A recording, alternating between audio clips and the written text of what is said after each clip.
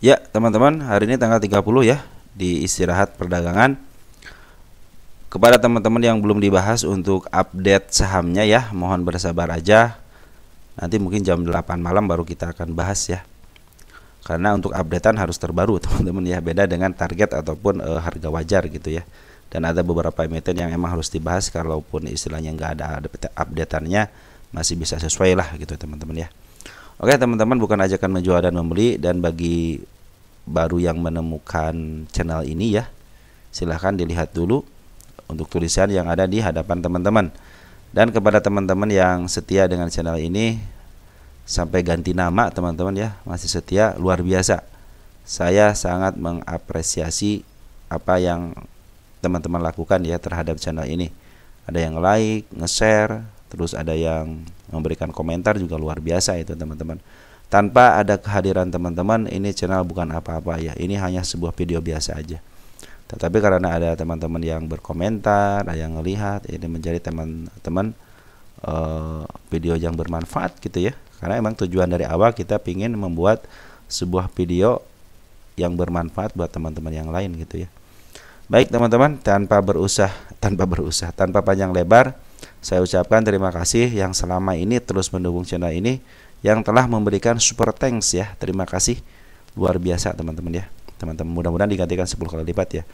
Baik, di sini ada emiten untuk target adalah UNVR ya, Unilever teman-teman ya, Unilever Indonesia. Semenjak kita hitung harga wajarnya cenderung menurun ya, dari 3.200 ke 2.500. Tetapi saya mempunyai target untuk kenaikannya. Di mana target kenaikannya? Yang pertama, yang paling bawah ada di angka 2.300, yaitu di angka di bagian gapnya teman. Ini gap sangat lebar sekali ya. Ini adalah target yang pertama ya, yang terdekatnya. Yang kedua ada di target di 2.700. Kenapa 2.700? Karena saya pikir sih bisa ke arah situ teman-teman, karena di situ ada si kepala merah. Ini juga target tengah-tengahnya di angka 2.400, hanya target biasa saja. Tetapi target utama ada di 2.300 sama 2.700. Ini adalah target kedua teman-teman ya. Ini sebagai pembuktian bahwa sebuah emiten itu ketika mempunyai gap lebar ini, maka akan tertembus gap lebarnya ini. Dan si kepala merah ada target untuk 2.700-nya ya. Kepala merah bukan sih? Oh bukan, gap juga sama-sama teman-teman. Karena ada si kepala merah dikit. Nah, saya di sini teman-teman. Nah, ini saya tempatkan si kepala merah dikit di sini teman-teman. Nah, di sininya ya. Oke, teman. Ini sebenarnya kepala merah dikit teman-teman ya. Nah, Sobat Jaya, ini kalau yang di atasnya ada dua, ada si kepala merah sama si gap teman-teman. Terus apalagi alasannya ketika saya bikin video ini? Pertama, kemarin dia sempat naik ya ke harga 2.000-an. Ternyata dia kempes lagi dan dia membuat si kepala kembar, artinya dia kebawahin lagi. Terus dia meninggalkan gap lagi. Kemarin kan sempat dibahas, akhirnya ketembus lagi ya. Dan sekarang itu dia meninggalkan, ini bukan target, ini dulu penurunan, akan kita hapus ya, penurunan. Nah, dia juga sudah menembus yang saya gariskan di angka berapa nih? Di angka 1.700-an ya, 1.740-an, dan dia menimbulkan target baru untuk penurunannya ya di angka 1.700 sama ya, cuma beda 1 tik aja. Nah, perhatikan teman-teman untuk area penurunannya dulu deh ya. Kalau perhatikan teman-teman di sini, ini ada area gap teman-teman ya. Mungkin ini akan menjadi kehati-hatian teman-teman ketika di sini ya. Nah, ini kan sudah menyentuh, sebenarnya ini udah di atas MA 10-nya teman-teman, udah di atas MA 10-nya, tapi dia masih menuju ke bawah. Jadi kalau dia menembus angka 1.770-an itu jangan khawatir, dia sedang menembus PR-nya. Bahkan 1.730 aja jika mau menembus PR-nya, silahkan aja, nggak jadi masalah. Padahal itu lebih baik lagi ya. Terus kenapa saya bilang ini target Unilever ini akan mencapai 2.500 sama 2.700? Perhatikan daripada bandar lokal dan poren. Lokal dan poren cenderung sudah ngambil lagi. Perhatikan yang warga hijau ini teman-teman, hijau nih, dia cenderung ngambil. Bahkan terakhir aja dia ngambil. Ini kan tanggal 30 ya. Terakhir tanggal 27 aja si bandar lokal dan poren jadi kebalik tuh. Bandar lokal dan poren tunggu sebentar ya. Nah, bandar lokal dan poren terus akumulasi. Kalau teman-teman perhatikan di sini bandar poren sudah akumulasi sejak, kita gedein dikit. Kalau di sini ngambil 3 buang 2. Ini ngambil sedikit. Nah, dari sini teman-teman kita akan hitung dari tanggal 22 November ya. Nah, di sini nih teman-teman. Dia mulai akumulasi agak lumayan di sini dan pembuangan juga sedikit ya. Perhatikan pembuangan hanya sedikit di area sini. Di atas tanggal 22 November. 22 November.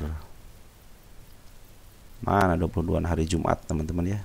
Kita lihat foreign dulu karena ini berhubungan dengan foreign. Dan ZP, DX, BX, BK sama KZ sama BB ini adalah broker kalian semua. Walaupun di sini BB foreign KW, cuman ini BB sama CC teman-teman. BB KW sama CC KW itu bandar-bandar foreign KW gitu ya. Itu sangat performa sangat bagus teman-teman ya.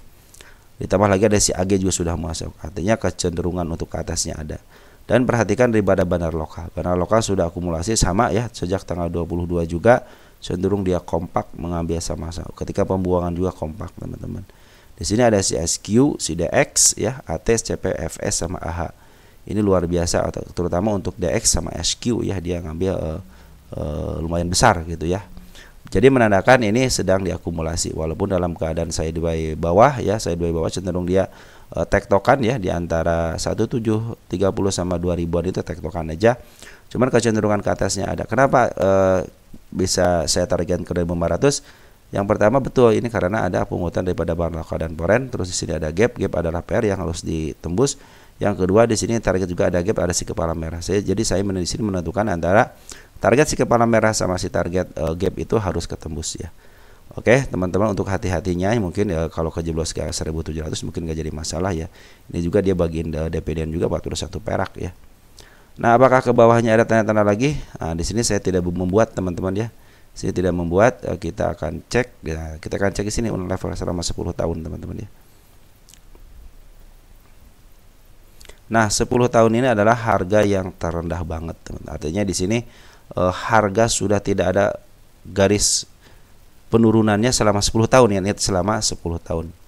Nah, jadi selama 10 tahun saya tidak menemukan garis penurunannya teman-teman ya. Jadi di sini yang menurunkan di sini murni istilahnya saya tidak bisa berbuat apa-apa karena bandar lah yang nanti akan menentukan.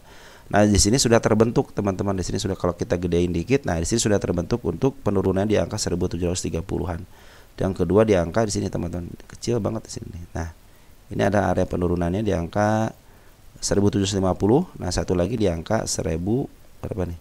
1770-an. Nah itu adalah area-area penurunannya ya. Karena di situ ada seekor merah teman-teman. Biasanya seekor merah juga suka ketembus. Nah berangkat dari situlah teman-teman penurunan tinggal sedikit. Ini juga cenderung beberapa kali ditahan 1, 2, 3. Saya pikir sih kalau dibuat target akan lebih menarik lagi untuk emiten UNVR ini karena sudah diakumulasi lagi sama bahan lokal dan foreign. Nah mungkin segitu aja teman-teman ya. Mari kita akan saksikan apakah UNVR ini bisa menembus targetnya di target gap. Jadi teman-teman saya ingin dibuat investasi di sebuah saham itu menyenangkan dan bisa dianalisa secara istilahnya kasat mata. Oh ini naik, oh ini turun gitu kan. Oh ini naik, ini turun. Seperti itu teman-teman ya. Saya tidak pernah memikirkan teman-teman besok naik atau tidak. Yang penting saya pikirkan adalah di mana kenaikannya, di mana penurunannya, itulah yang akan menjadi titik fokus saya teman-teman. Ketika dia akan menyentuh harga target penurunannya berapa persen nih? 5%, oke, santai 5%, 10% masih santai. 20%, nah baru saya ketika dia sudah menembus 20%, maka saya akan memperhatikan untuk average dan saya akan memperhatikan MA10-nya ketika average.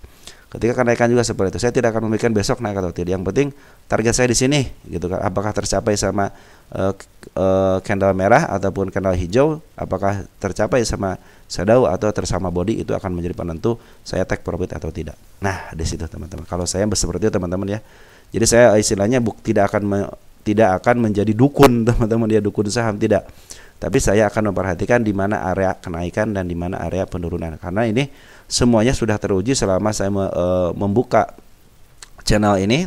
Si gap sudah terbukti tertutup, si kepala merah sudah terbukti tertutup, si ekor merah juga terbukti penurunannya ketutup, si ekor hijau juga sama teman-teman, cenderung mau ke atas. Tinggal soal waktu aja. Kita harus bersahabat dengan waktu. Oke, sekian dan terima kasih. Mudah-mudahan membantu teman-teman dalam berinvestasi. Mudah-mudahan yang belum kejemput cepat kejemput. Yang baru beli mudah-mudahan cepat cuan. Sekian dan terima kasih. Ciao.